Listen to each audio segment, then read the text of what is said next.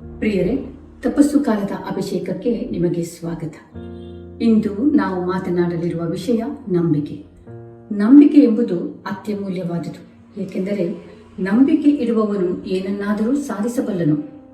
ದೇವರ ವಾಕ್ಯವು ಹೇಳುತ್ತದೆ, ರೋಮಾಪುರದವರಿಗೆ ಬರೆದ ಅಧ್ಯಾಯ 9 ಆತನಲ್ಲಿ ವಿಶ್ವಾಸವಿಡುವವನಾದರೂ ಎಂದಿಗೂ ಆಶಾಭಂಗಗೊಳ್ಳಲಾರನು.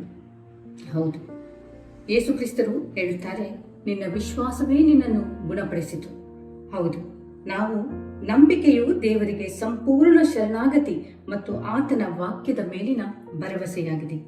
ಸಾಸಿವೆ ಕಾಳಿನಷ್ಟು ಸಣ್ಣ ನಂಬಿಕೆ ಇದ್ದರೂ ಪರ್ವತಗಳನ್ನು ಕದಲಿಸಬಹುದು ಎಂದು ಮತ್ತಾಯ 17:20 ಹೇಳುತ್ತದೆ. ನಂಬಿಕೆ ಇಲ್ಲದೆ ದೇವರನ್ನು ಮೆಚ್ಚಿಸುವುದು ಅಸಾಧ್ಯ.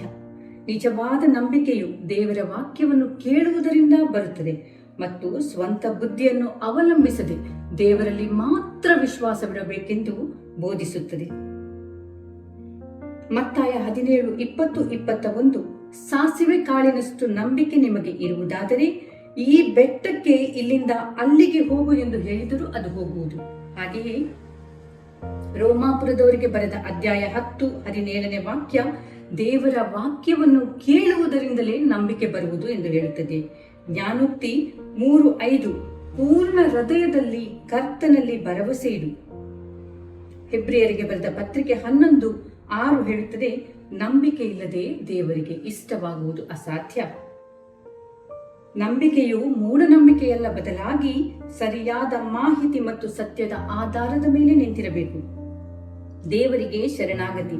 ನಂಬಿಕೆ ಎಂದರೆ ತನ್ನ ಶಕ್ತಿಯ ಮೇಲೆ ಅವಲಂಬಿತರಾಗದೆ ದೇವರ ಶಕ್ತಿಯನ್ನು ಸಂಪೂರ್ಣವಾಗಿ ನಂಬುವುದೇ ಪೂರ್ಣ ವಿಶ್ವಾಸ ಹಾಗೂ ಭರವಸೆ. ಇದರ ಪರಿಣಾಮ ಏನಾಗುತ್ತದೆ? ನಂಬಿಕೆಯು ನಮ್ಮ ಜೀವನದಲ್ಲಿ ಅಸಾಧ್ಯವಾದುದನ್ನು ಸಾಧ್ಯವಾಗಿಸುತ್ತದೆ ಮತ್ತು ದೇವರಿಂದ ಒಪ್ಪಿಗೆಯನ್ನು ಪಡೆಯುತ್ತದೆ. ನಂಬಿಕೆಯು ಕೇವಲ ಒಂದು ಭಾವನೆಯಲ್ಲ, ಬದಲಾಗಿ ಕ್ರಿಯೆಯ ಮೂಲಕ ತೋರಿಸುವ ದೇವರ ಮೇಲಿನ ಭರವಸೆಯಾಗಿದೆ. ಹೌದು ಪ್ರಿಯರೇ, ಇದಕ್ಕಾಗಿ ನಾವು ಪೂರ್ಣ ಭರವಸೆ, ವಿಶ್ವಾಸ ಮತ್ತು ನಂಬಿಕೆಯನ್ನಿಟ್ಟು ದೇವರಲ್ಲಿ ಪ್ರಾರ್ಥಿಸೋಣ. ಪವಿತ್ರಾತ್ಮರ ಅಭಿಷೇಕವನ್ನು ಪಡೆಯೋಣ. ಆಮೆನ್.